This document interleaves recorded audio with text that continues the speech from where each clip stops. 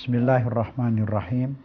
Walladzina yumsikuna bil kitab wa aqamus sholata inna la nudhi'u ajral muslihin. Orang yang berpegang teguh Al-Quran yang sudah pasti benar 100%. Dia pegang teguh Al-Quran, dia melaksanakan sholat. Kata Allah apa? Aku tidak akan menyia-nyiakan perbuatan orang-orang yang muslim. Akan tidak kusia-siakan untuk memberikan nilai, memberikan balasan kepada muslihun. Muslih tadi, orang-orang yang selalu berbuat baik. Dia menebar kasih sayang, bukan menebar kebencian. Jadi kita harus bisa bedakan menurut Al-Quran itu. Ada muslih, ada mufsid.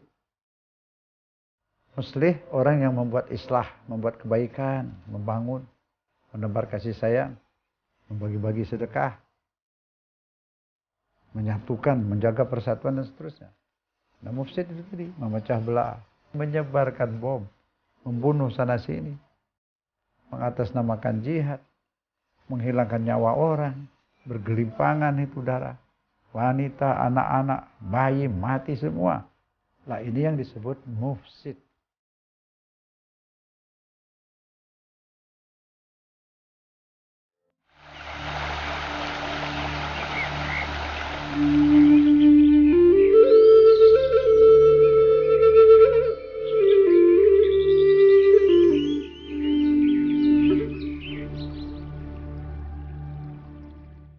Bismillahirrahmanirrahim. Pasrah dan menyerah, bertekuk lutut di hadapan Allah Pencipta.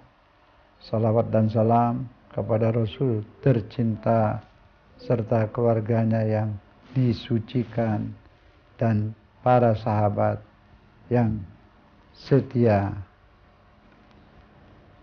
Assalamualaikum warahmatullahi ta'ala wabarakatuh. Pendengar dan pemirsa yang disayang Allah Subhanahu wa taala.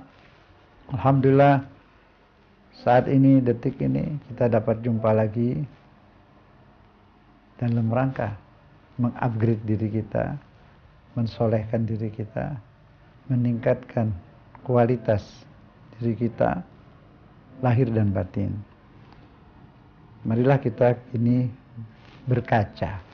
Sebab Al-Quran sangat memuji orang-orang yang disebut muslih, kalau jamaknya muslihun, dan dikecam orang-orang yang disebut mufsid, jamaknya mufsidun. Kita lihat firman Allah Subhanahu wa taala, siapa itu muslih dan mufsid, ya. Surat Al-Quran di surat Al-Baqarah ayat 11-12, dekat saja. 11-12. Bismillahirrahmanirrahim. Wa idza qila lahum la tufsidu fil ardi qalu innama nahnu muslihun. Nah, orang-orang ini dulu, baik dahulu, sekarang, yang akan datang itu banyak sekali orang-orang yang berbuat fasad, keburukan, keonaran. Orang yang berbuat buruk itu, berbuat sesuatu yang berbahaya, disebut mufsid. Orang-orang mufsid itu tidak pernah mau mengakui kalau dia itu mufsid. Membuat bencana, membuat segala macam kerusakan, perpecahan, menyebar kebencian. Ada juga yang melakukan perbuatan yang tidak bermoral, tapi dia mengatasnamakan hak asasi manusia, dan seterusnya. Quran sudah menyampaikan sifat-sifat orang seperti ini dahulu dan kini sampai kiamat ada yang seperti itu.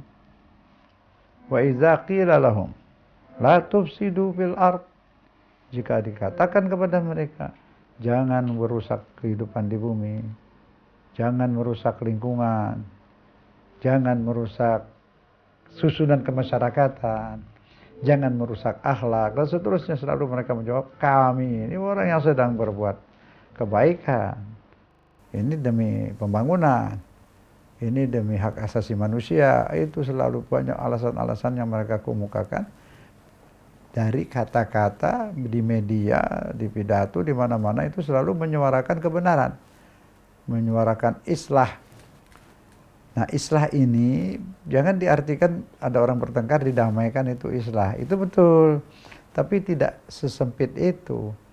Islah itu adalah mensolehkan, memperbaiki, meningkatkan mutu yang tidak bermutu, memperbaiki yang salah. Itu islah. Nah, orang yang melakukan islah ini, perbaikan ini disebut muslih.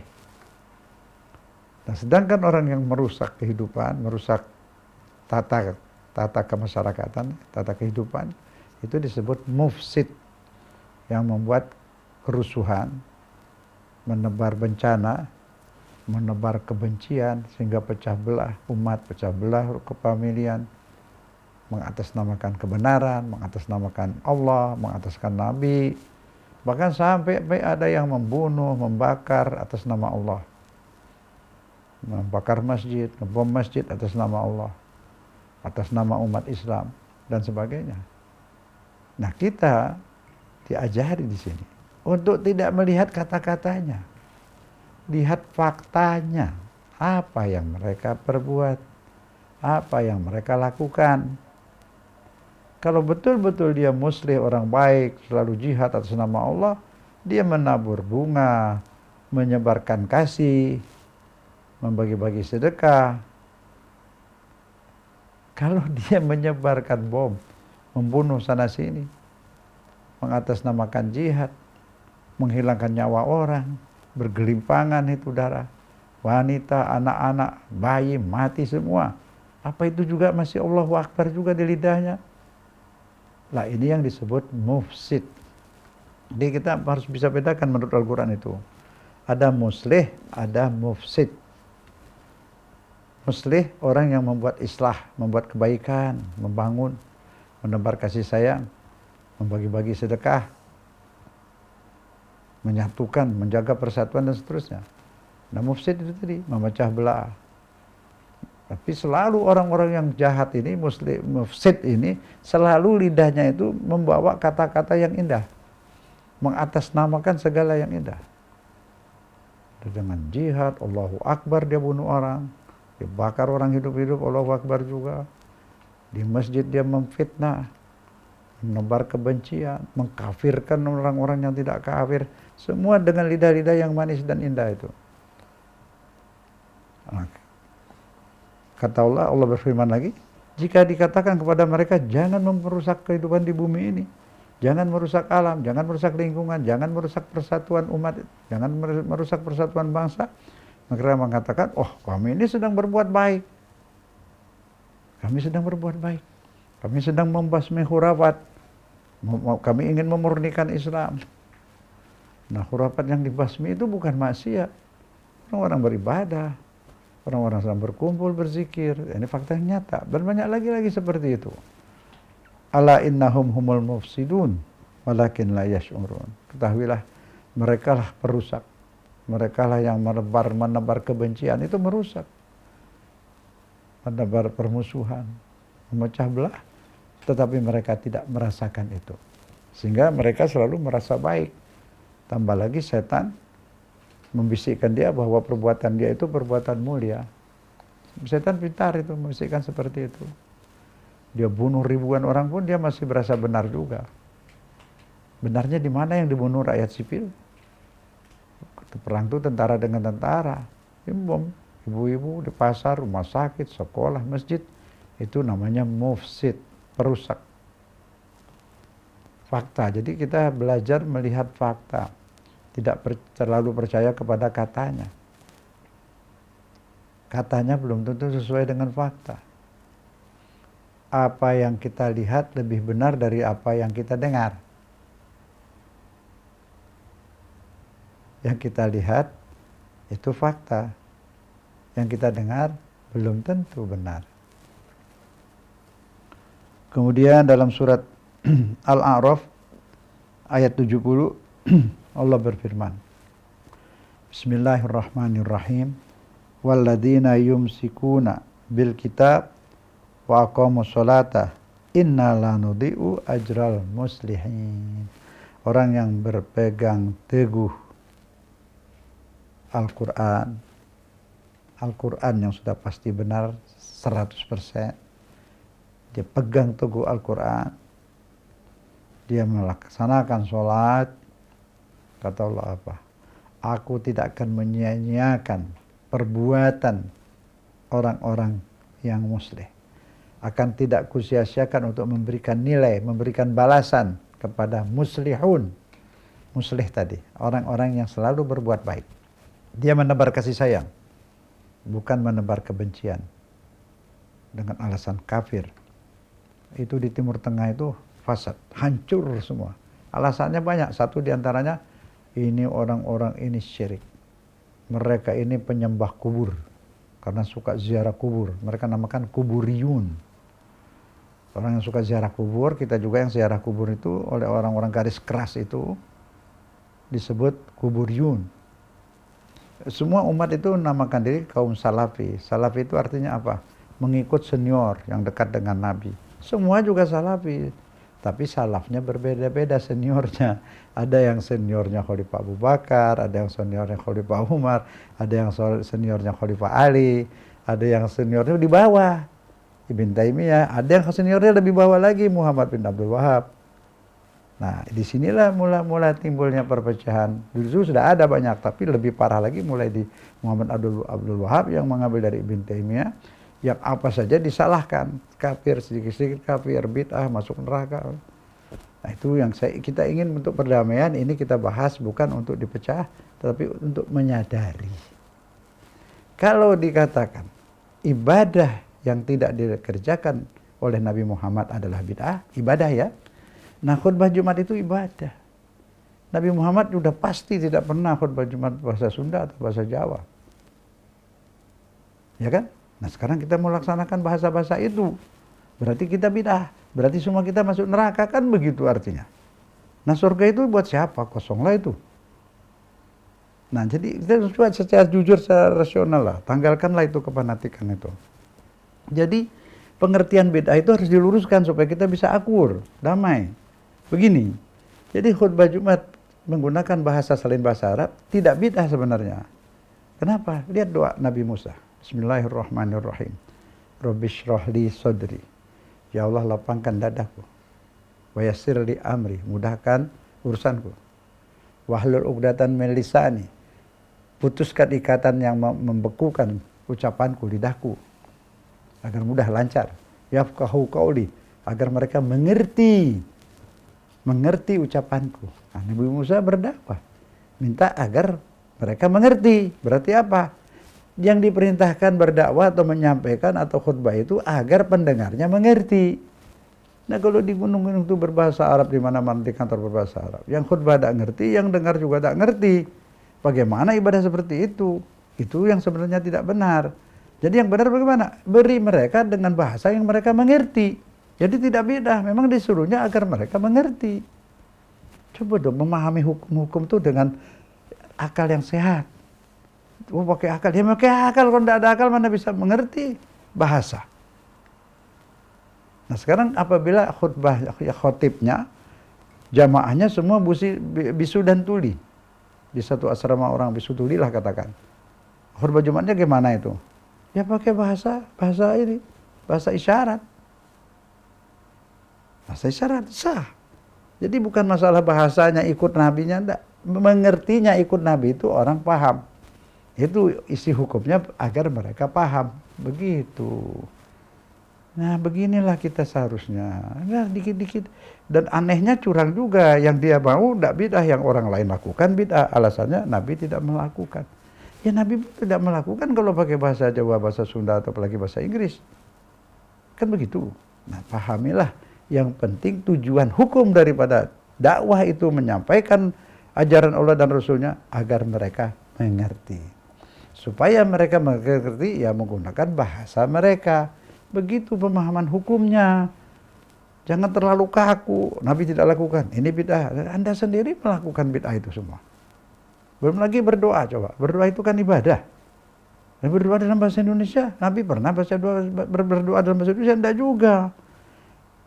Nah, sekarang berdoa itu apa? Ya ibadah. Minta kepada Allah. Ya kalau Allah sih ngerti semua bahasa apapun, Allah ngerti. Nah, kita ini kalau amin tidak ngerti apa yang diminta kan kurang khusyuk.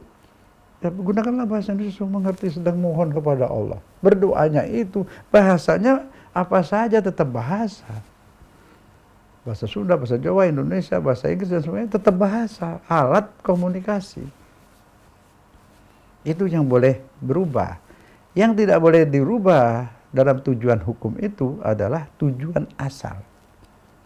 Tujuan doa. Berdoanya kemana? Kepada Allah. Berdoanya minta ke pohon, ke bambu kuning. Itu yang tidak boleh. Jadi selama dia minta kepada Allah dengan bahasa apapun silakan saja. Begitu maksudnya. Kecuali yang formal, yang dinas. Sholat, itu tetap harus dengan bahasa Arab sesuai dengan bahasa Nabi. Sholat saja. Dari mulai Allahu Akbar sampai Assalamualaikum. Nah sebelum Allahu Akbar niat, itu masih bebas. Ada yang usolli silahkan. Mau dengan bahasa Indonesia, saya ingin menghadap Allah. Saya ingin menyembah Allah, saya ingin berlutut di hadapan Allah, silakan, nggak masalah, belum formal, bebas masih. Tapi kalau sudah Allahu Akbar, bahasa yang sudah diajarkan Nabi persis, seperti itu. Saya kemukakan ini agar tidak ada lagi perselisihan. Ya, semua itu jelas ya, itu jelas. Jadi yang dilihat itu tujuan, motivasinya, motivasi. Ya, misalnya contoh lagi apa? Wanita diminta untuk menutup aurat. Di Quran disebut tutup aurat kecuali yang biasa nampak, kecuali yang biasa kelihatan. Nah, bahasa hukum itu harus diterjemahkan sesuai dengan pemahaman manusia pada saat kalimat itu keluar. Pada saat ayat ini turun di Arab sana, di Jazirah Arab ya. Yang biasa nampak itu wajah dan telapak tangan. Jadi jangan diartikan di mana-mana, biasa nampak di setiap negeri lah. Nah di Irian yang biasa nampak apa? Apa harus diterapkan seperti di Irian begitu? Di Bali yang bisa nampak apa? Jadi tidak bisa diartikan yang biasa nampak di setiap tempat, ikuti tempat masing-masing, bukan begitu. Yang biasa nampak waktu ayat ini turun apa? Seperti dalam UUD 45, ada kata kalimat kepercayaan. Waktu UUD 45 dibuat, kata-kata kepercayaan itu maksudnya apa? Keimanan. Belum ada waktu itu bicara masalah kebatinan. Jadi tidak bisa kepercayaan dalam UUD 45 diartikan kebatinan. Kepercayaan di situ adalah keimanan. Bukti dengan mukadimah daripada UUD 45. Dengan rahmat Allah. Nah, di situ. Jadi mengartikan, menafsirkan bahasa hukum itu ada cara-caranya, tidak sembarangan semaunya. Kata-kata itu dipahami sesuai pada saat kata-kata itu dikeluarkan, diucapkan atau dibukukan. Seperti itu. Insyaallah ini kita mau menghindari demi untuk menjaga persatuan dan kesatuan semuanya. Kata-kata mufsid juga dipahami seperti itu. Ini tadi, wa idza qila lahum la tufsidu. Jangan membuat kerusakan di bumi. Kerusakan apa? Kerusakan lingkungan. Merusak gunung, merusak hutan, merusak sungai, parit-parit, perkampungan dan sebagainya. Jangan dirusak. Apalagi jangan dirusak. Tatanan kemasyarakatan jangan dirusak, jangan dipecah belah. Jangan apalagi, jangan merubah ciptaan Allah, baik itu lingkungan. Pria jangan dijadikan wanita, wanita jangan dijadikan pria. Itu juga merusak. Apalagi banyak merusak itu. Membiarkan adanya narkoba, merusak. Harus dikenakan sanksi hukum berat. Itu perusak nomor 1. Harus dibasmi. Tidak boleh ditolerir. Segala macam yang merusak kehidupan orang banyak itu harus disingkirkan. Karena itu yang disebut mufsid. Siapapun yang membenarkan, mengizinkan, merestui adanya kerusakan, merestui adanya narkoba, merestui adanya segala macam lokalisasi dan sebagainya itu dinamakan mufsidun. Yang menebar kebencian, yang mendidik orang menjadi teroris, yang membela teroris, yang menyediakan dana untuk teroris, itu disebut mufsidun dalam Al-Quran. walaupun mengenakan identitas, memakai baju takwa kah, membuat segala macam atribut kesalehan, Allah tidak melihat itu. Yang dilihat adalah perbuatannya, apa yang dilakukan. Menebar kebaikan, apakah menebar permusuhan? Menabur bunga ataukah menabur duri? Siapa yang menebar angin, dia akan menuai badai. Itu benar. 5 tahun yang lalu mereka yang memelihara ISIS, yang memberi dana untuk ISIS dan Al-Qaeda, yang memberi izin masuk ISIS dan Qaeda ke Syria, ke Irak dan sebagainya, sekarang mereka juga menuai kejahatan ISIS. Berbalik. Semua seperti itu. Tidak ada kezaliman itu yang bebas dari hukuman, baik di dunia maupun di akhirat. Tidak ada perbuatan fasad, mufsid itu pelaku fasad. Fasad itu adalah merusak kehidupan, merusak moral, merusak ekonomi. Termasuk koruptor itu, termasuk mufsid. Yufsidu fil ard. Merusak kehidupan di negeri ini. Dia korupsi di negeri ini, merusak ekonomi negeri ini. Merugikan bangsa. Termasuk mufsidun. Kalau ditanyakan lagi, kenapa kalian lakukan itu? Aku tidak melakukan yang jahat. Ini uang negara. Aku keluarkan berapa persen untuk bantu fakir miskin. Berpahlalah aku. Ya, jangan bohongi Tuhan seperti itu. Nah, itu di sini dikatakan selalu orang yang berbuat kerusakan itu selalu menyatakan dia berbuat baik. Nah, sekarang gunakan akal sehat. Secara jujur, guna hati nurani. Apakah itu baik apa tidak? Mereka yang simpati-simpati kepada ISIS Al-Qaeda, berpikirlah baik-baik. Membunuh orang tak bersalah itu, apa itu baik? Kenapa harus simpati kepada mufsidun, kepada perusak? Hanya karena kalimat Allahu Akbar. Tidak bisa begitu. Kita tidak bisa lihat kata-kata, simbol-simbol.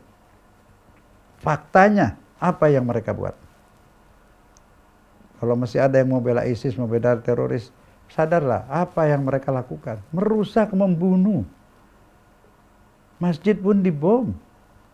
Kenapa harus dibela? Qurannya kata berkaca kepada Al-Quran. Bunuh satu orang saja sudah tidak boleh. Disebut dalam itu surat At-Taubah. Membunuh seorang dengan sengaja masuk neraka jahanam. Satu, kalau ribuan orang dibunuh. Apalagi di masjid. Janganlah sampai kita ajarkan anak-anak kita generasi yang akan datang bahwa membunuh itu adalah perbuatan mulia. Astagfirullahaladzim. Menghilangkan nyawa orang itu berat hukumnya. Allah yang menghidupkan. Hanya Dia yang mematikan. Kecuali ada izin melalui pengadilan. Harus melalui proses pengadilan. Jangan seperti di negeri mana itu, saya lihat entah negeri mana, saya lihat di TV itu. Enak saja membunuh orang, kisos katanya. Ambil di tengah jalan, wanita ditarik-tarik, diseret-seret, dibacok-bacok itu. Dibunuh. Di satu negeri Islam lah itu. Memalukan sekali. Di zaman Nabi melalui proses pengadilan.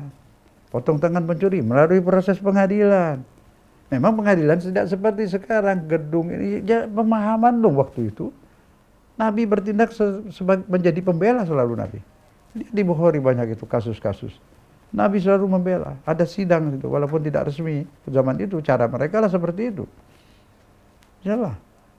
Zaman berubah, nggak mesti sama ada sidang seperti pakai palu di gedung, tidak. Kakek moyang kita juga dulu bikin pesantren, bikin masjid, tidak pakai rapat. Sambil duduk di bawah pohon dia bertiga. Kita bikin ini. Iya sudah. Mulai tak ada stempel, tidak ada kertas, tidak ada panitia, tidak ada proposal. Berbeda zaman, berbeda cara. Jadi pengadilan waktu itu di jalan di mana saja Nabi melakukan itu, ada beberapa sahabat memutuskan masalah. Tapi selalu Nabi menjadi pembela. Nah, Khalifah Umar selalu menjadi jaksa, penuntut umum dia. Nabi selalu menjadi pembela. Alasan apa, lihat dulu motivasinya, kenapa dia melakukan itu. Apa sebabnya? Mungkin dia terpaksa, itu namanya darurat, bebas hukum. Begitu. Ada yang tidak terpaksa, ada bukti, masih dibela oleh Nabi. Oh, saya berzina, Ini lihat saya udah hamil, itu betul saya berzina. Ya Rasulullah, oh, kalau begitu ya pulang dulu lahirkan anakmu. Dibela. Maksud Nabi apa? Jangan balik lagi lah. Nah, sudah lahir anaknya, datang lagi, ya Rasulullah sudah lahir, sekarang hukum saya. Jangan, susui dulu anakmu ini. Balik lagi susui anak. Itu kan Nabi bertindak sebagai pembela. Jangan cari hadis itu hanya ucapan.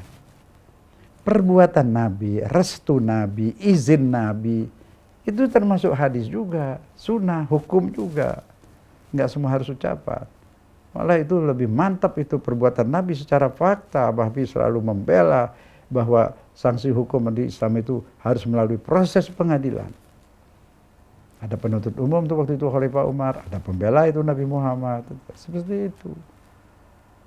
Jadi kita mesti memahami Islam, pemahamannya yang penting, bukan hafalan. Secara letterlek, terus jadi kasar, garis keras. Ini bikin malu Islam. Islam itu agama paling rahmat.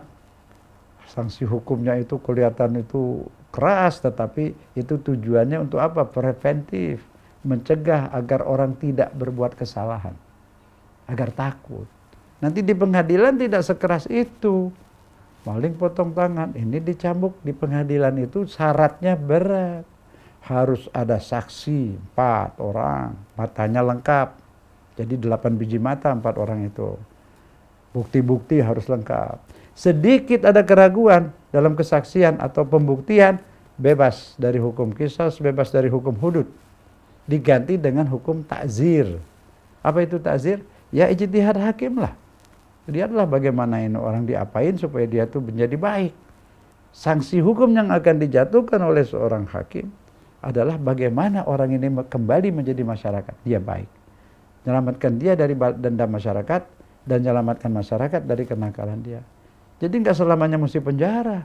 Bisa saja orang itu dihukum untuk bekerja di satu perusahaan. Bisa aja dihukum untuk kerja di tambang batu bara. Bisa dihukum untuk bertani di sawah, buka lahan baru.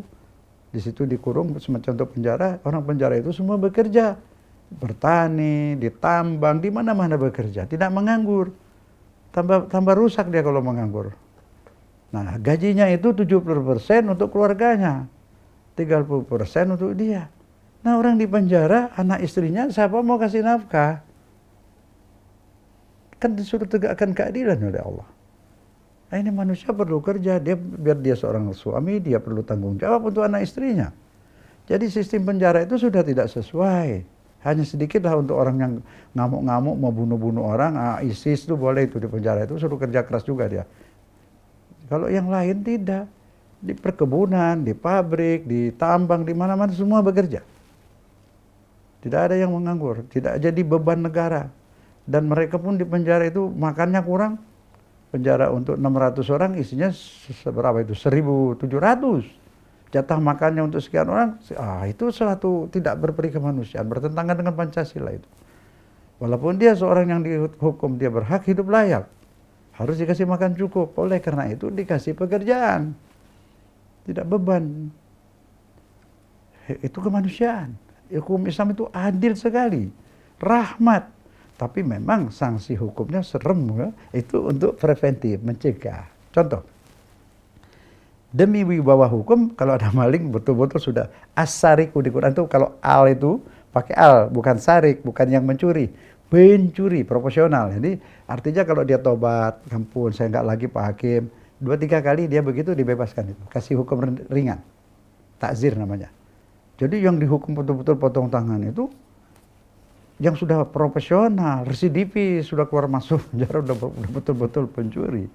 Nah itu pun potongnya tidak semua harus di sini. Pendapat ulama beda-beda. Ada yang segini, ada yang segini. Nanti itu dimusyawarahkan di sini. Tidak terlalu keras. Nah kemudian apa setelah itu? Dilihat orang ini agar dapat pendidikan. Islah. Tujuannya memperbaiki dia, bikin dia jadi baik. Begitu. Misalkan sekarang saya kasih contoh. Seorang supir nabrak apa kira-kira? Nabrak tukang bakso lah. Misal ini kan contoh. Kalau tukang bakso jangan tersinggung dulu nih contoh. Kemudian meninggallah bapak bakso ini. Pak supir di penjara. Lah terus rumah tangga supir siapa mau kasih makan itu? Rumah tangga tukang bakso siapa kasih mau tanggung jawab? Anak istrinya, kasihan kan? Nah kalau Islam bagaimana Ustaz? Di hukum Islam ini supir didenda harus membayar diat. Nah bayar diat ini memang mahal, 100 ekor onta, ya berapa itu sekarang? Sapi gitu kan? Bisa berapa sekarang itu? 700 juta. Nah ini Islam ada musyawarah, bisa musyawarah, ada kiai atau siapa musyawarahkan atau hakim siapa di musyawarah sama kepada keluarga Bapak Basu, ini bisa bayarnya 300 juta atau 200 juta saja. Oh ya setuju sudah. Nah dari mana uangnya kalau Pak supir nggak punya uang? Perusahaan-perusahaan yang bayar enggak juga. Masyarakat rame-rame gotong royong di beberapa masjid, 10.000, 10.000, 5.000 kumpulkan, berikan uang itu ke pelaga anak yatimnya Bapak Bakso tadi dan istrinya itu. Dia bisa deposito, dia mau apa? Hidup dia. Bagaimana sekarang Pak supir? Gunting SIM-nya, tidak boleh supir lagi karena sudah menabrak. Tapi dia bisa kerja di bangunan di tempat lain, menghidupkan anak istrinya. Dia bukan penjahat. Dikurung di besi situ. Di balik besi, di balik jeruji. Tidak memperbaiki. Keluar dari sana malah dia belajar hal-hal di dalam situ. Nah, cobalah berubah. Bukan masalahnya ini hukum Islam atau bukan. Bukan masalahnya masalah itu baik apa tidak. Kita harus jujur. Kalau kita bisa ambil KUHP dari Belanda, apa salahnya? Tidak perlu tulis KUHP Islam, KUHP Indonesia tetap. Ambil yang baik, ambil yang baik. Dari mana saja. Apalagi dari kitab suci. Hukumnya buat semua masyarakat sama. Kita ingin memperbaiki. Bagaimana ini sekarang dia sudah penuh. Coba saya kasih contoh. Cobalah gunakan pikiran yang jujur. Sekarang terpaksa hukum ini supaya tegak, betul-betul ada maling yang sudah kelewatan, pencuri ini begal gitu, potong tangannya, 1, 2. Begitu berita ini disebarkan, anak-anak yang ada di SD, SMP, SMA, apa yang timbul dalam hati mereka? Jerah. Jangan sampai mencuri. Besok mungkin dia lihat ada dompet jatuh, itu ada uangnya, bukan saja dia dekat, dia lari jauh, gak mau dekat dia. Terbayang itu potong tangan. Jadi hukum Islam ini bukan hanya mau menghukum orang yang bersalah yang sebagai pencuri tadi, mencegah agar tidak timbul calon-calon pencuri baru. Tuh, Islam punya kelebihan. Kalau yang lain seolah biarkan ada pencuri, biarkan ada orang mabuk, biarkan orang bunuh, nanti kita hukum. Tidak ada penangkalan. Ini benar-benar penangkalan. Yang dicegah itu dipotong tangan satu ini terpaksa korbankan untuk apa? Mencegah calon-calon pencuri baru. Mencegah calon-calon pembunuh baru. Mencegah bibit-bibit ISIS, mencegah bibit-bibit Al-Qaeda. Saya ingin tumbuh Islam-Islam yang muslih. Muslim yang bisa menebar produksi, beramal soleh, membuat produksi yang berkualitas. Muslim yang bisa mencipta lapangan kerja. Warga negara yang penuh kasih kepada bangsa. Itu ajaran Islam. Pemahaman yang penting bukan mazhab. Paham. Kita sudah bahas berapa kali kemarin. Insya Allah. Apa pemahaman insya Allah? Bisa kita terus insya Allah, insya Allah. Nah, sudah kita pahami bahwa kata-kata insya Allah itu adalah minta restu dari Allah. Minta izin dari Allah. Minta bantuan dari Allah agar berhasil. Minta dijaga dari Allah kalau memang pekerjaan yang akan kukerjakan berbahaya ini, jauh singkirkanlah ya Allah. Insya Allah. Luar biasa itu. Membuat tenang, membuat hati tenang dan senang. Insya Allah itu adalah ketuhanan. Tauhid keluar dari hati nurani karena menuhankan Allah. Tidak mau berbuat sembarangan, mau minta restu Allah. Jangan insya'a negeri ini, insya'a bapak ini. Nah, itu yang syirik. Jadi bukan kuburan, nggak ada orang minta di backing oleh kuburan. Tapi ada orang minta di backing oleh ini, oleh negeri ini, oleh ini. Itu yang syirik itu. Pemahaman yang penting. Ziarah kubur tidak masalah. Nggak ada orang udah tahu itu udah mayat kok. Tapi kebanyakan orang syirik itu kepada yang hidup, yang dianggap kuat, yang dianggap super power. Itu dia menuhankan dia. Minta restunya nggak berani bilang tidak. Itu. Minta restunya, minta di backing, minta di backup, nurut. Nah, pemahaman. Jadi kita jangan orientasi kepada mazhab ini, mazhab itu. Benar atau salah, ini mazhabku. Biar salah dibela, bukan begitu. Kita terikat dengan al-haq, kebenaran. Orang Islam itu memihak kepada kebenaran, memilih kebenaran, mencintai kebenaran, dan membela kebenaran. Itu Islam yang benar. Silakan mazhabnya apa saja boleh. Sekarang ini tidak, orientasinya masing-masing ke mazhab.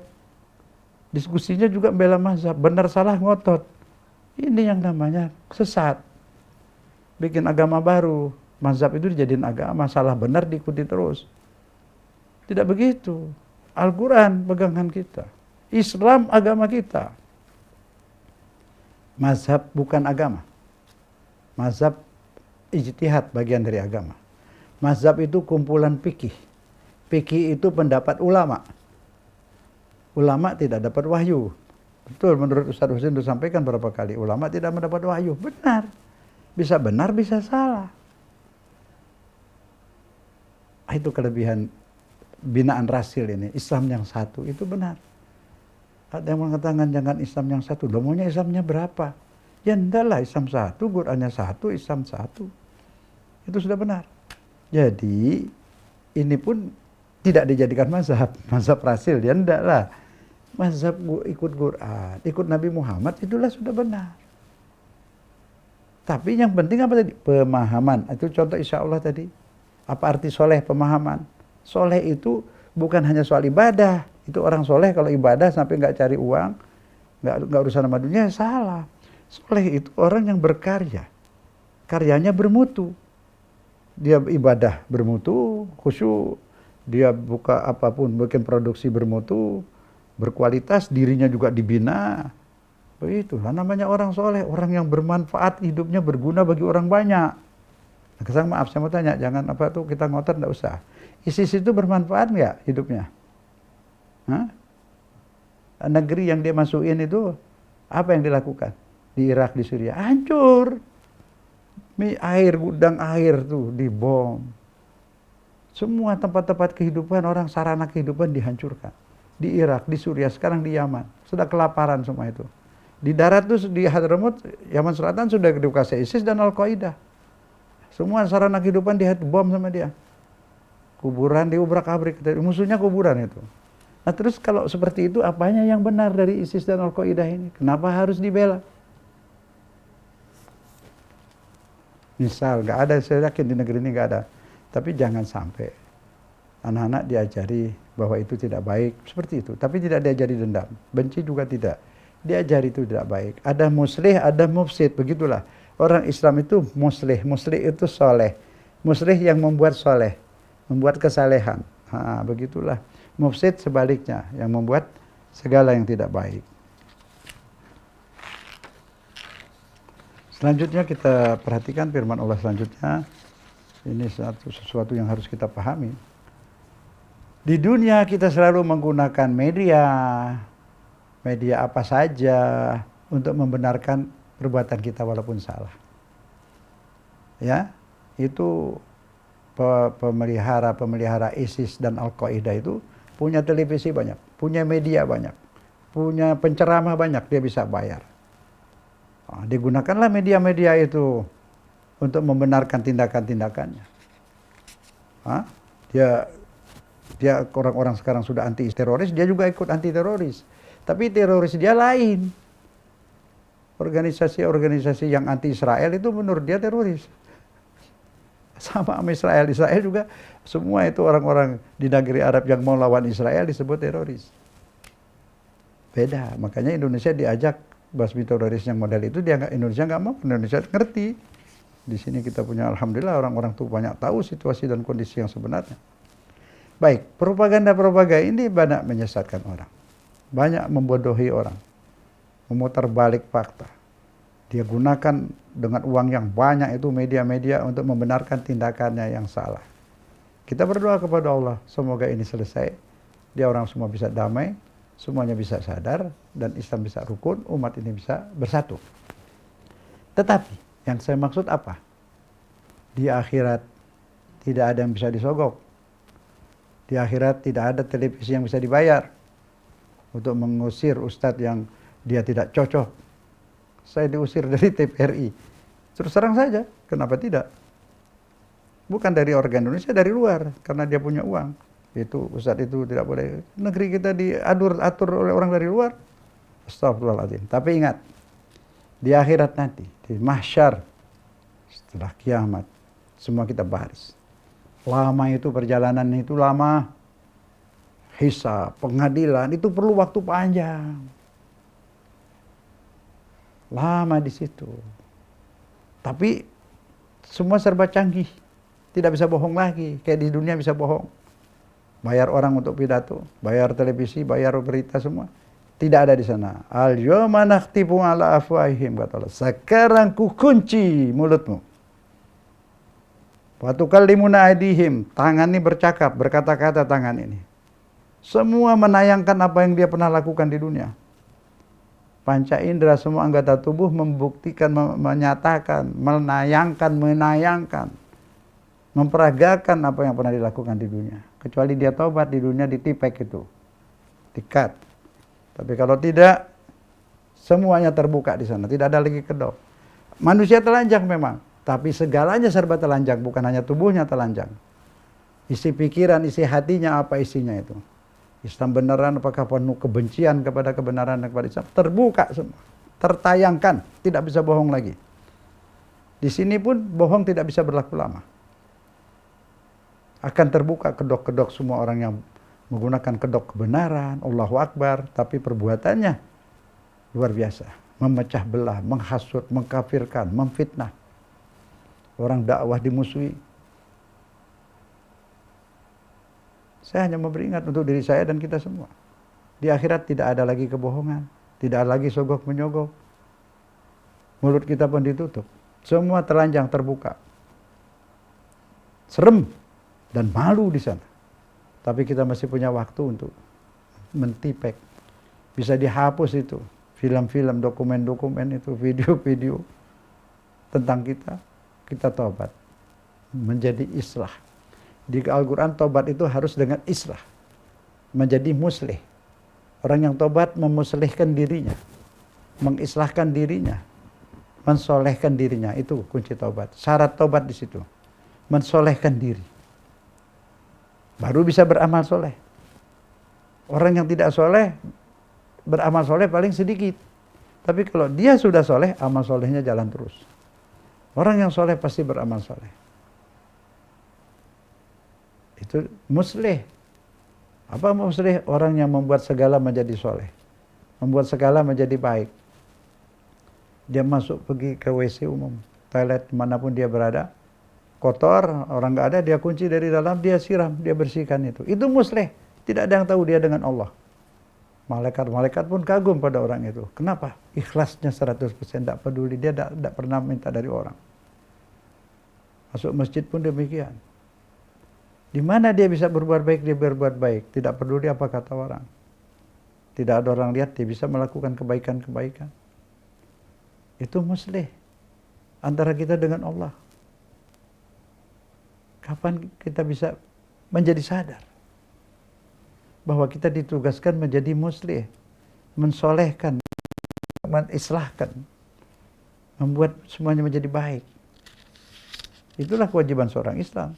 Mau bermazhab boleh saja, tapi mazhab bukan agama. Mazhab bukan kendaraan ke surga. Bukan. Semua menganggap mazhabnya mau pergi ke surga. Sini-sini kayak connect saja dia. Surga, surga ini naik mazhabku gitu. Tidak. Kendaraan ke surga itu kapal Nabi Nuh. Kapal Nabi Nuh. Quran. Ada lagi yang naik kapal Nabi. Nabi mengatakan, keluargaku seperti kapal Nabi Nuh. Saya ikut naik. Nah ikuti. Bukan mesti naik di kapal. Ikuti ajarannya. Ikuti ajaran sahabat. Sahabat yang baik soal itu banyak banget itu. Tapi yang baik kebanyakan mati duluan. Kenapa? Karena dia ikhlas. Berapa sahabat itu mendampingi Rasulullah di atas bukit Uhud. Yang lain kabur ke bawah. Berebut harta itu. Tapi beberapa belas sahabat di atas itu. Menghalangi tombak-tombak. Kena ke badannya asal jangan kena Rasulullah sallallahu alaihi wasallam. Banyak itu sahabat baik seperti itu. Tapi kebanyakan mati syahid. Seperti bangsa kita juga, pejuang-pejuang kita itu banyak sekali. Tapi mana? Yang baik banyak meninggal, sudah mati syahid. Seperti itu. Tapi sekarang dia di sana-sana. Hidup seperti itu. Tidak ada manusia tuh mati ruhnya, yang mati badan. Semua orang yang sudah wafat tuh hidup. Hanya kalau yang jahat tidak boleh bergerak di alam kubur itu. Nggak bisa bergerak dia. Sedang menyesal itu, menangis. Sudah puluhan tahun, ribuan tahun menangis, menyesal. Yang baik, dapat izin dari Allah mau pergi kemana-mana boleh. Kebanyakan mereka kumpul di Madinah. Di Madinah itu ada Madinah manusia. Yang ada batu-batunya itu, tembok-tembok masjid itu Madinah manusia. Ada lagi Madinah arwah di situ juga, tapi dimensinya berbeda. Maka itu bagi mereka yang berziarah kepada Nabi di Madinah, jumpa. Hanya kita tidak bisa lihat dia lihat kita. Tapi kalau mau lihat juga bisa. Jangan pakai mata ini melihatnya, pakai mata hati. Kalau hati bersih, insya Allah lihat benar juga tidak. Tidak ada fisik, dimensi berbeda, ruh, rasa. Melihat dengan rasa. Orang tunanetra juga tuh melihat tajam loh, dengan rasa. Tanya bapak atau ibu tunanetra itu, kalau dia nonton TV loh, sinetron apa itu, tanya ke dia apa ceritanya tuh, hafal dia dari awal sampai akhir, daya ingatnya tinggi. Jadi mata hati itu juga tajam. Ada kita yang melek ini kadang-kadang tidak menggunakan itu hati nurani itu, mata hati kita. Ditajamkanlah mata hati itu. Mereka juga beriman. Iman itu apa? Rasa. Saya ulang lagi, ini nggak apa-apa diulang-ulang, karena penting. Apapun kalau belum merasa kita tidak kenal dan tidak tahu. Buah apapun diceritakan orang kita tidak tahu kalau belum makan. Ketika kita makan buah itu rasa, oh ini manggis, oh ini tahu betul.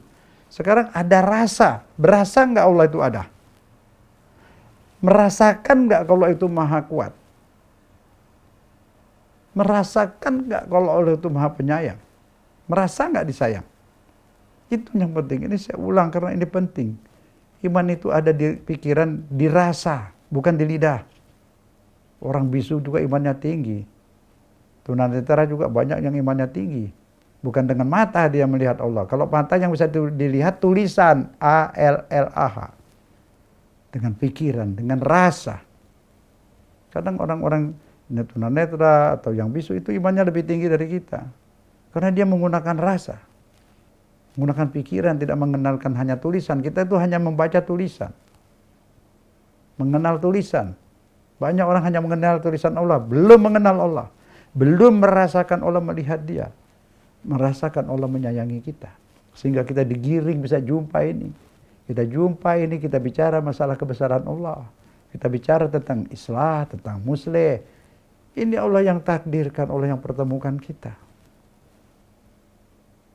Allah menyayangi hambanya itu digiring untuk mengenal dia dan mengaguminya, menghormatinya, mencintainya. Mau berbuat apa saja, insya Allah. Jika diizinkan Allahku, jika diizinkan oleh Tuhanku, jika direstui oleh Tuhanku. Kenapa begitu Pak? Ya jelaslah aku tinggal di dunia ini punya dia, negeri dia. Masa aku tinggal di negerinya aku nggak mendekatinya, nggak tunduk, nggak cinta sama dia? Danlah aku. Nah siapa nggak mau beriman kepada Tuhan, nggak mau menyembah Allah, cari aja negeri lain, bikin aja negeri sendiri gitu, pindah. Jangan tinggal di negeri Tuhan. Makan rezekinya, kita butuh kepadanya. Oleh karena itu tidak ada pilihan lain, kita nyerah kepada Allah Subhanahu Wa Taala. Ya kita lihat lagi ayat selanjutnya, masih ada waktu berapa menit. Semua itu di surat lain ditanyakan apa yang harus dilakukan tentang anak yatim. Gol islah. Apa yang saya lakukan untuk anak yatim? Islah. Perbaiki anak yatim itu, kasih sayang, beri, disekolahkan dan sebagainya seperti itu. Bukan hanya diberi makan. Nah kemudian ini kita baca juga tentang islah ini dalam surat penting ini, ayat penting ini. Penting sekali. Bismillahirrahmanirrahim. Surat Yunus ini ya. Surat Yunus. Apa ini firman Allah? Falamma alqaw qala Musa mulai dari sini. Qala Musa majitum bihi sihir innallaha sayubtilhu innallaha la yuslihu amalal mufsidin. Tapi bisa mengatakan sihir yang kalian lakukan itu akan dibatalkan Allah. akan dibatalkan Allah. Karena Allah tidak akan merestui mengislahkan perbuatan orang yang mufsid. Nah ini mufsid ini. Yang suka nyihir-nyihir itu mufsid. Mufsid itu apa? Perusak bumi, perusak kehidupan. Sekarang sudah banyak orang menggunakan sihir. Batalkan. Baca Al-Baqarah, baca salawat, baca ini ayat. Surat Yunus ini. Dibaca bisa membatalkan sihir. Inilah yang dibaca oleh Nabi Musa dan tukang-tukang sihir Fir'aun itu lumpuh semua. Itu ayatnya ya. Maji'tum bihis sihir innallaha sayubtiluhu innallaha la yuslihu amalal mufsidin. Sihir yang Anda lakukan, semua yang kalian lakukan akan digagalkan oleh Allah karena Allah tidak merestui perbuatan tukang sihir, perbuatan orang yang merusak kehidupan. Ya. Surat Yunus ini, surat 40, 41, 80 lupa saya cari deh seperti itu. Tapi dibaca dengan salawat, baca auzubillah, boleh tambah Al-Baqarah atau ayat kursi. Ayat kursi dengan ini, rontok sihir-sihir semua. Jadi nggak usah takut, sihir itu nggak ada apa-apanya, kecil itu. Asal kita kuat mental nggak akan kena. Tapi ini zaman sudah semua orang, hatta yang suka dikit-dikit sihir, kafir, syirik, yang anti-anti seperti itu mempraktekkan juga itu demi politiknya itu. Menghalalkan segala cara itu. Tapi cukup tangkis dengan ini. Ayat kursi, ini baca ini. Ini paling ampuh ini, ayat ini. Surat Yunus ya. Itu bunyinya, qala Musa maji'tum bihis sihir. Apa yang kamu lakukan? Sihir. Ini kata Nabi Musa. Innallaha sayubtiluhu. Allah akan membatalkannya. Innallaha la yuslihu amalan mufsidin. Allah tidak akan merestui perbuatan orang-orang fasad yang melakukan kerusakan di muka bumi ini. Pemirsa dan pendengar sekalian, pengantar ini cukup sampai di sini. Kita bisa diskusikan. Silahkan dipahami baik-baik. Jadi sekali lagi kesimpulannya pemahaman yang penting dalam segala apa-apa yang kita pelajari. Yang perlu dipelajari adalah pemahaman, bukan pindah mazhab. Anda mau Wahabi kah, mau Muhammadiyah, mau terserah, silakan. Yang penting pemahaman dan jadi orang yang soleh, insya Allah.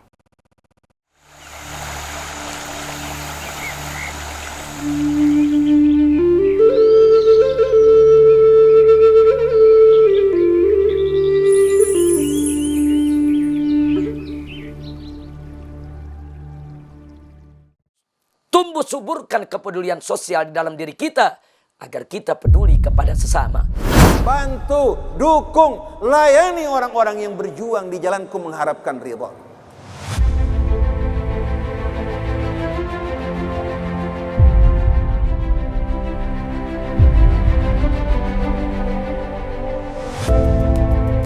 Ada yang menyeru, ada yang menyambut. Ada yang mengajak, ada yang bergegas.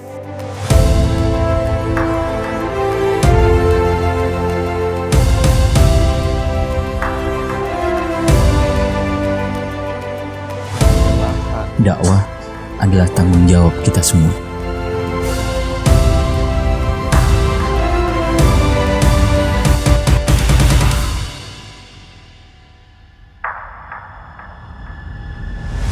Yang mampu berceramah, dakwah dengan lisan menyebarkan seruan kebaikan. Yang bisa menulis dengan kalam tulisan. Ada yang menyumbangkan pikirannya, ada yang memberikan tenaganya untuk dakwah. Bahkan banyak yang memberikan support dakwah dengan harta yang baik serta apapun yang dimilikinya. Ambil bagian, jangan tertinggal. Lakukan sesuatu, jangan diam. Meski hanya mampu menitipkan sesuatu yang kecil dan ringan, maka itu sumbangan yang besar untuk dakwah. Mari bergabung bersama kami, Gerakan Pejuang Dakwah.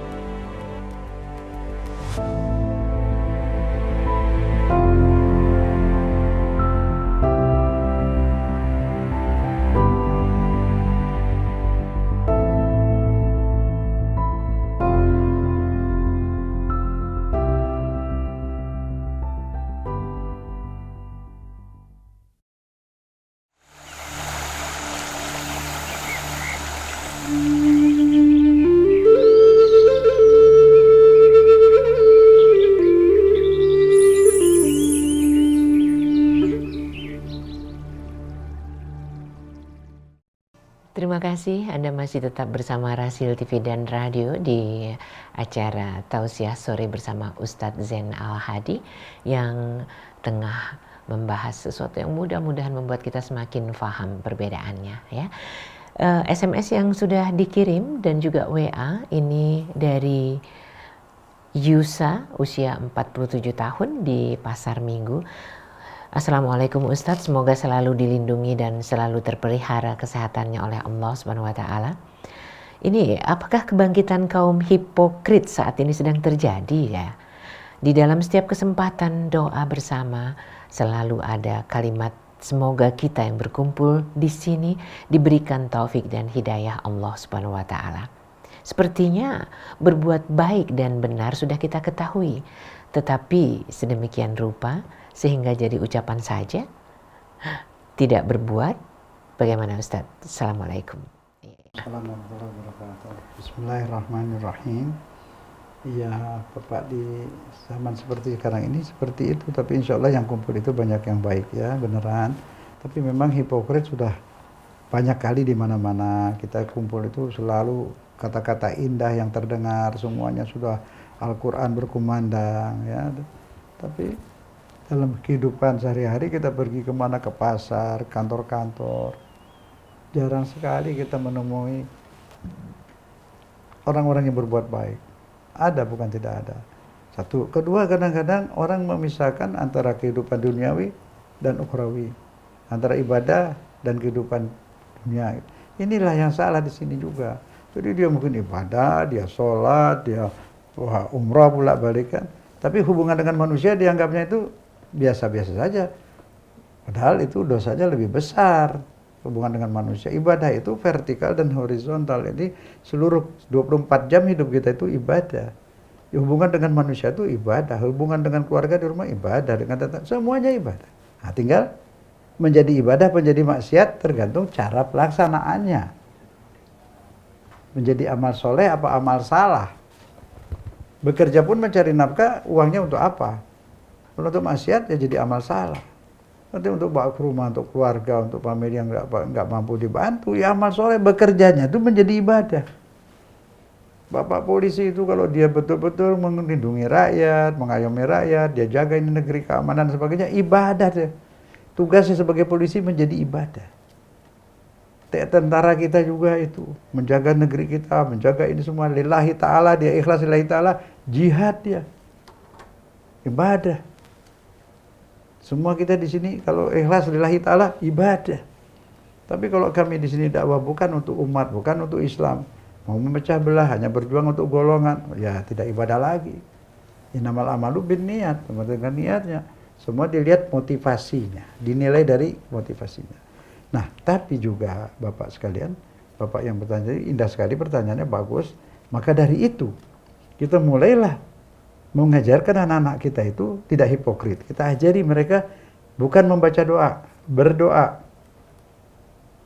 Bukan membaca doa, berdoa. Tidak cukup mengenal tulisan Allah, tapi mengenal Allah, sifatnya dan asmanya. Merasakan kasih sayangnya. Merasakan kekuasaannya di mana-mana ada. Kekuasaannya. Rahim dan kasih sayangnya. Saya tidak malu mengulang-ulang apa yang sudah saya sampaikan. Lihat buah-buahan semua. Allah sayang kepada kita. Dibungkus semua itu. Buah-buahan itu. Sampai salah bungkusnya berduri itu. Supaya tidak masuk bakteri dan kuman. Untuk kita manusia. Nah nanti di akhirat sana buah-buahnya nggak dibungkus. Karena di akhirat tidak ada bakteri, tidak ada kuman. Jeruk tidak perlu dikupas. Makan aja seperti itu. Semuanya. Tidak ada bakteri, nggak ada kuman di sana. Steril. Kita juga steril di sana. Nah itulah Allah Maha Kuasa, Maha Sayang kepada kita. Dirasakan. Begitu, jadi nggak hipokrit lagi kalau udah seperti itu. Jadi tidak lagi diajari baca doa, tapi berdoa. Tidak diajari mengenal tulisan, mengenal Allah beneran. Baca Al-Quran, pemahamannya Al-Quran. Pemahaman istilah-istilah, apa itu mufsid, apa itu muslih, apa itu takwa, apa itu soleh, apa itu tahlil, la ilaha illallah, apa itu istighfar, astagfirullah. Semua istilah-istilah itu dalam Al-Quran dipahami. Pemahaman yang penting, bukan mazhab. Insyaallah. Baik, yang berikutnya dari siapa nih? Hamba Allah saja, tidak ada namanya. Pak Ustadz, bagaimana dengan Islam yang rahmatan lil alamin di negara yang berhukum kepada hukum togut? Apakah Islam menjadi rahmah kepada pelaku perbuatan keji seperti sekarang ini dan itu dilegalkan oleh Umaro? Siapa lantas yang harus bertanggung jawab? Dari Sukabumi, Ustaz. Baik. Terima kasih. Bismillahirrahmanirrahim. Ini ada masalah. Kita semua bertanggung jawab tapi terbatas untuk berdakwah.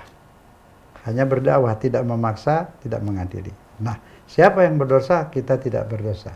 Karena di dalam Al-Quran disebut man lam yahkum, barang siapa yang tidak menggunakan hukum Allah, ya, itu dia zalim. Tidak menggunakan hukum Allah. Jadi yang menggunakan hukum Allah ini mestinya siapa? Ditujukan kepada siapa? Penguasa, bukan rakyat. Nah, jadi mereka itu hakim-hakim itu kita doain kepada Allah beri hidayah. Seperti itu. Jadi bukan kita ini yang dihukum. Yang di bawah hukum. Jadi tidak, ayat ini ditujukan kepada penguasa. Yahkum, dia yang mengadili kan, dia yang buat peraturan. Kita enggak, termasuk wakil-wakil rakyat. Nah, kita tidak berdosa. Jadi jangan campur aduk, nanti rakyat bergerak, berontak, nah enggak bagus, itu salah di situ. Salah pemahaman. Maka itu saya bilang tadi kita pemahaman. Kita enggak berdosa, kita beramal baik, kita amal soleh, tetap pahalanya itu tinggi. Seperti itu ada. Ya. Seperti itu ada semua. Jadi sekali lagi pemahamannya mereka. Tugas kita apa? Memberi pengertian, menyampaikan, menganjurkan. Itu tugas kita. Tabligh, dakwah, menyampaikan seperti itu. Semoga jelas. Jadi ada aturannya itu. Man lam yahkum, bukan man lam yuhkam. Itu kalau dalam ilmu bahasa Arab, ilmu nahwu, yuhkam itu kita yang dihukum. Artinya di bawah undang-undangnya. Dia yang membuat undang-undang, buat peraturan, dan dia yang diperintahkan Allah menerapkan dia, bukan kita. Jadi kita ada maling nggak boleh kita potong tangan, itu harus negara. Nah, negara yang menerapkan hukum, bukan kita. Ya, itu harus jelas, itu tolong disampaikan kepada yang lain. Kita nggak berdosa, kita karena bukan wewenang kita. Hah? Yang harus menghukum siapa? Itu pengadilan, bukan kita. Jadi kita boleh menyampaikan, boleh mengusul. Kita tidak boleh ada maling kita potong tangan.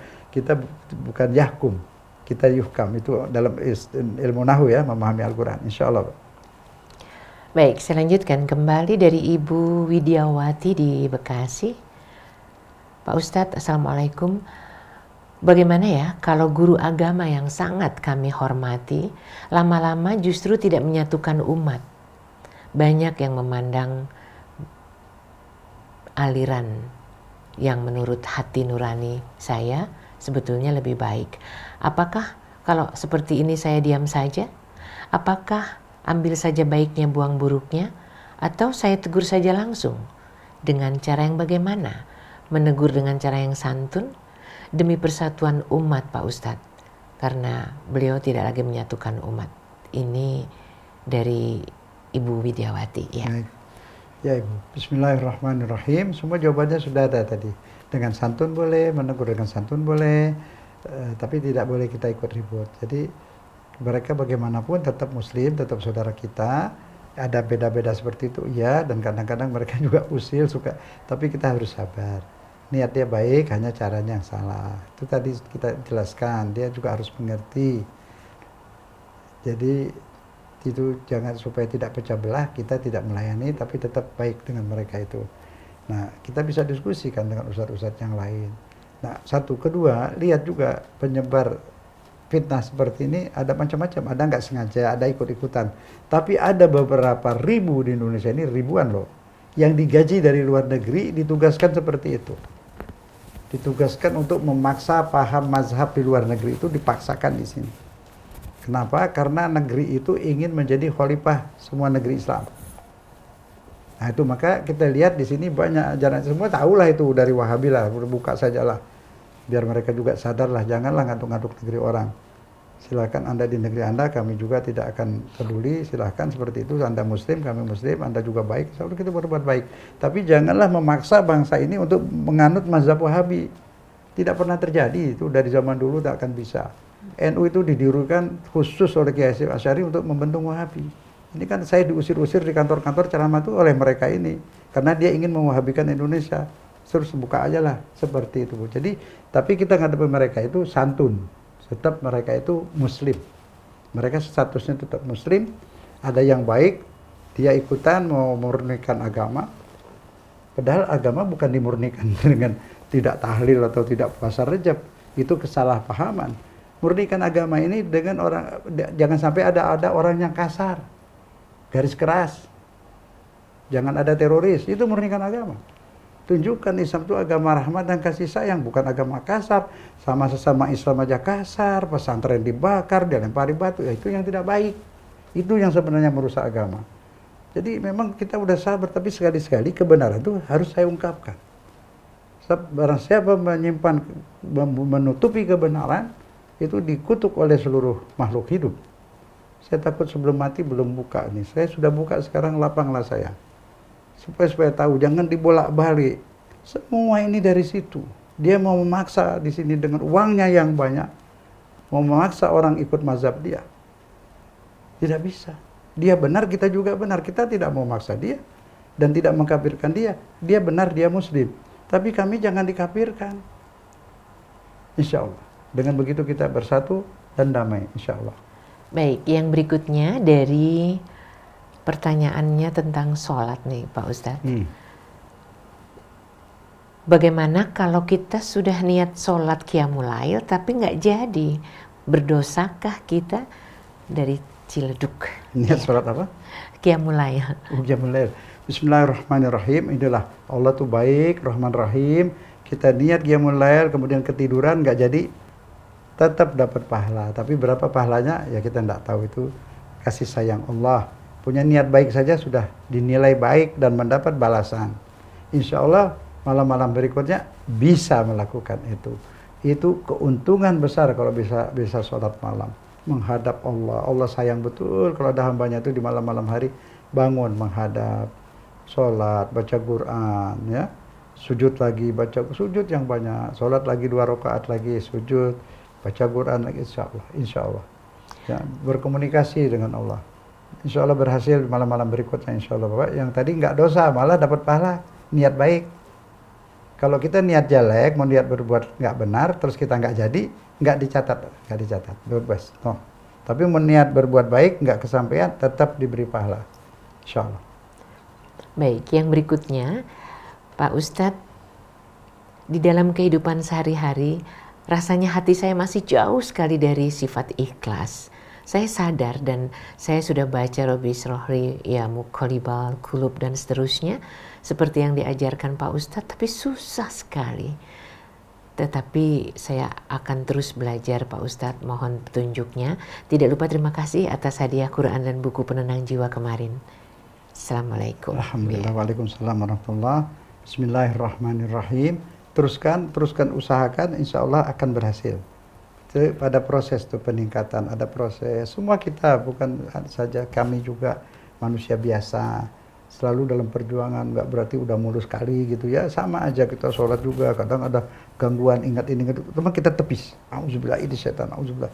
Dalam hati jangan ganggu, fokus lagi ke Allah terus seperti itu. Itu wajar ya, wajar. Karena ini ujian tuh memang seperti itu. Nah kita harus penyadaran diri itu yang penting. Bahwa kita ini sedang menghadap Allah. Tadi ceritanya lagi sholat ya. Sedang menghadap Allah, ingat ke situ terus. Ingat sedang menghadap Allah. Bisa dibantu dengan mendengar bacaan yang kita baca. Ketika baca, Alhamdulillah, ingat itu lagi muji Allah yang Rahman Rahim. Ya kita dengar sendirilah bacaan kita baca, jadi pikiran gak kemana-mana. Kalau kita tidak mendengarkan yang kita baca, bisa pikiran terbang kemana itu. Pindah kayak burung, hinggap sana, hinggap sini. Kita fokus saja, aku sedang menghadap Allah terus, Allah, ingat ke situ. Terus itu perjuangan. Nanti lama-lama bertambah. Nggak mungkin nggak tambah itu, ada tambah. Nanti rasa deh, tambah terus. Sampai nanti sholat itu menjadi nikmat. Pertama kita maksa, lama-lama nikmat. Pertama kita mungkin baca Quran ini, baca surat Yasin berat. Baca lagi. Lama-lama nikmat, nggak bisa satu, mau ketagihan, nambah lagi. Kalau sudah kita terus ingat Allah seperti itu nantinya, insya Allah. Baik, yang berikutnya dari Alim di Mampang. Pak Ustadz, saya belum paham hukum dahulu dan sekarang. Arab atau di luar Arab terkait dengan surat An-Nur tentang busana muslimah? Ya, terima kasih. Baik. Bismillahirrahmanirrahim. Pertanyaan betul itu. Sama, di mana saja hukum itu diterapkan sama. Ya, jadi tadi dikatakan tutup pada semua kecuali yang biasa nampak. Nah, yang biasa nampak pada waktu ayat ini turun, itu yang dimaksud Arab atau bukan Arab. Yang waktu itu karena ayat turunnya di sana, ya diukur di sana muka dan telapak tangan. Kalau kita artikan yang biasa nampak di masing-masing tempat, ya susah dong.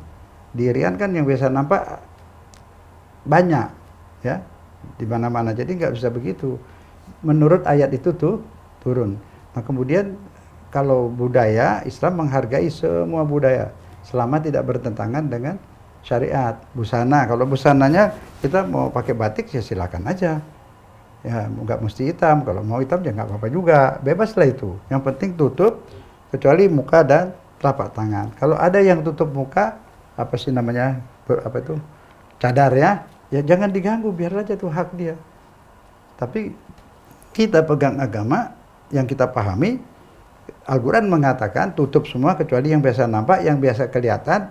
Waktu ayat ini turun, muka dan telapak tangan. Itu udah pasti tafsir, nggak bisa dirubah lagi karena disesuaikan dengan turunnya ayat tuh di situ begitu. Pemahamannya seperti itu. Jadi, tapi kalau budaya selama tidak bertentangan dengan Islam, semua diterima oleh Islam.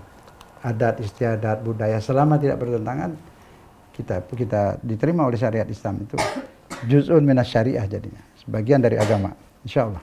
Pertanyaan yang terakhir ini dari hamba Allah di 0813, tidak ada namanya, sekian. Pak Ustadz, sebetulnya sejak kapan sih Muslim terpisah-pisah? Mohon penjelasannya. Bismillahirrahmanirrahim.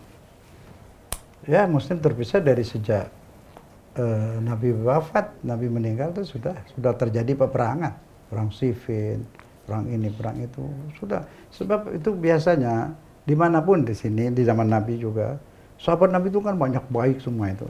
Nah, sahabat yang baik banyak itu banyak wafat di dalam peperangan itu, ya. Kemudian terjadilah perbedaan. Satu sahabat itu banyak yang baik, juga ada yang setengah baik, ada yang kurang baik, kan seperti itu. Nah, kemudian jangankan lagi sahabat, istri Nabi pun diperalat.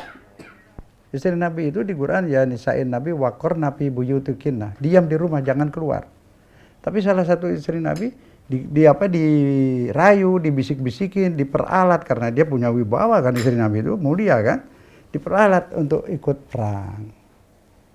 Nah, itu kasihan. Seperti itu kejadiannya. Jadi Nabi meninggal itu sudah terjadi. Sudah kelompok-kelompok, ada yang pro ke Khalifah Ali, ada yang pro ke Muawiyah, ada yang netral, kan seperti itu. Nah, itu kayak rantai itu terus sampai sekarang. Sekarang pun ada pihak yang pro ke cara-cara Khalifah Ali, ada yang pro kepada Muawiyah, ya, ada yang netral, seperti itu. Sekarang pun demikian, berkelompok. Nah, bagaimana, pertanyaan bagus, bagaimana kita? Ya nggak apa-apa berkelompok, asal hati tidak membenci, tidak memerangi satu yang lain. Ya, berbeda boleh, berhujah pun boleh, saya begini, iya begini. Tapi tetap dia saudara kita, gitu aja. Dia saudara kita, Muslim, diharamkan menumpah darahkan seorang Muslim, diharamkan mengambil harta seorang Muslim, diharamkan merusak namanya. Nah, nanti ada paham yang satu bilang tidak halal kalau Muslim yang ini kafir karena dia suka nyembah kubur, ziarah kubur. Nah, itu udah over, udah politik itu. Dia tahu padahal tidak kafir, nggak ada orang nyembah mayat di kubur tulang belulang. Itu sudah dipolitisir. Kebanyakan itu politik. Di zaman Nabi meninggal juga masalah politik.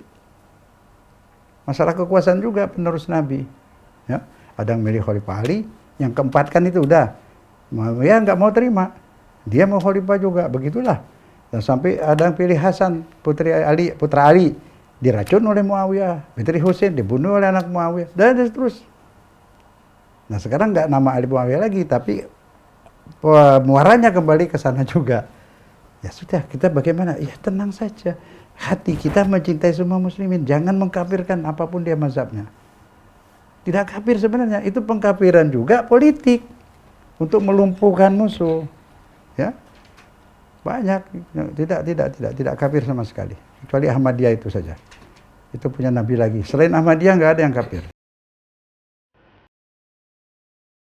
Bismillahirrahmanirrahim. Walladzina yumsikuna bil kitab wa aqamus sholata inna la nudhi'u ajral muslihin. Orang yang berpegang teguh Al-Quran yang sudah pasti benar 100%. Dia pegang teguh Al-Quran, dia melaksanakan sholat, kata Allah apa? Aku tidak akan menyia-nyiakan perbuatan orang-orang yang muslim. Akan tidak kusia-siakan untuk memberikan nilai, memberikan balasan kepada muslihun. Muslih tadi, orang-orang yang selalu berbuat baik. Dia menebar kasih sayang, bukan menebar kebencian. Jadi kita harus bisa bedakan menurut Al-Quran itu. Ada muslih, ada mufsid. Muslih orang yang membuat islah, membuat kebaikan, membangun, menebar kasih sayang, membagi-bagi sedekah, menyatukan, menjaga persatuan dan seterusnya. Nah, mufsid itu tadi memecah belah, menyebarkan bom, membunuh sana sini, mengatasnamakan jihad, menghilangkan nyawa orang, bergelimpangan itu darah, wanita, anak-anak, bayi mati semua. Lah ini yang disebut mufsid.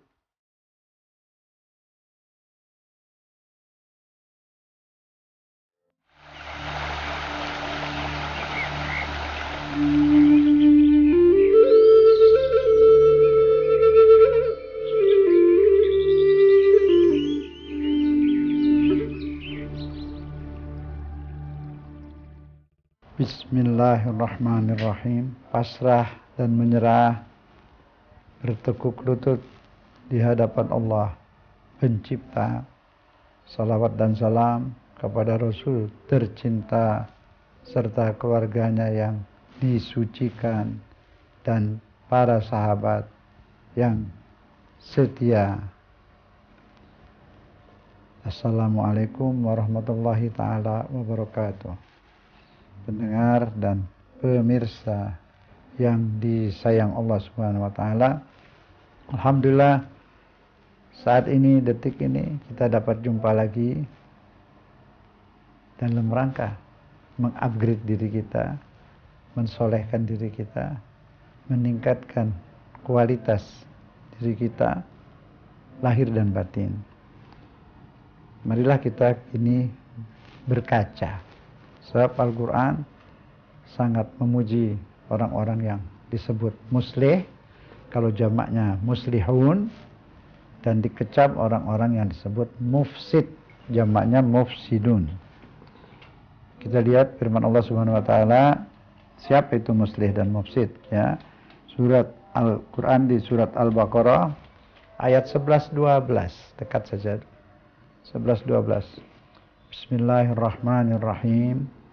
Wa idza qila lahum la tufsidu fil ardi qalu innama nahnu muslihun. Nah, orang-orang ini dulu, baik dahulu, sekarang, yang akan datang itu banyak sekali orang-orang yang berbuat fasad, keburukan, onaran. Orang yang berbuat buruk itu, berbuat sesuatu yang berbahaya, disebut mufsid. Orang-orang mufsid itu tidak pernah mau mengakui kalau dia itu mufsid. Membuat bencana, membuat segala macam kerusakan, perpecahan, menyebar kebencian. Ada juga yang melakukan perbuatan yang tidak bermoral, tapi dia mengatasnamakan hak asasi manusia, dan seterusnya. Quran sudah menyampaikan sifat-sifat orang seperti ini dahulu dan kini sampai kiamat ada yang seperti itu. Wa idza qila lahum la tufsidu fil ard, jika dikatakan kepada mereka jangan merusak kehidupan di bumi, jangan merusak lingkungan, jangan merusak susunan kemasyarakatan, jangan merusak akhlak, dan seterusnya, selalu mereka menjawab, kami ini orang yang sedang berbuat kebaikan. Bismillahirrahmanirrahim. Walladzina yumsikuna bil kitab wa aqamus sholata Inna la nudhi'u ajral muslihin. Orang yang berpegang teguh Al-Quran yang sudah pasti benar 100%.